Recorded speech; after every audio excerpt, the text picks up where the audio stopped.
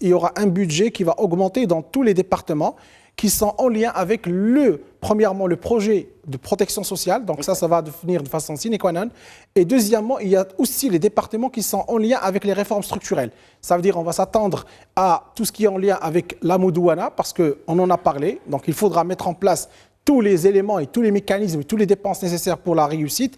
Nous avons les deux réformes structurelles très importantes. La réforme de la fiscalité qu'il faut aussi engagé de façon très rapide. Et nous avons également un chantier très important, c'est celui de la réforme de la justice.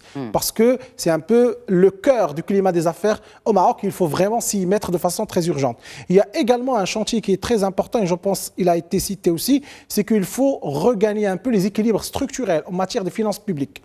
Et donc là, il y a toute la rationalité des dépenses publiques qui devra être mise en place. Il y a aussi les éléments qui sont en relation avec le financement de toutes les dépenses publiques. Et donc là, je pense dans le communiqué, on parle de financement innovant. Donc pour l'instant, on n'a pas de détails. C'est quoi ces financements innovants? Et il y a aussi l'efficacité et la rationalité des dépenses dans plusieurs organisations, établissements publics ou sociétés publiques qui appartiennent à l'État. Et il faut savoir que les rapports du ministère des Finances, ils tablent que sur tous les établissements ou les sociétés publiques, nous avons à peu près plus que 200 qui sont toujours déficitaires. Et donc là, il y a des dépenses qui sont non productives, qui sont liées à ces sociétés. Je pense qu'aujourd'hui, il faudra parler de ce qu'on a appelé le portefeuille de l'État qui doit être vraiment revu pour qu'il soit plus efficace en la matière.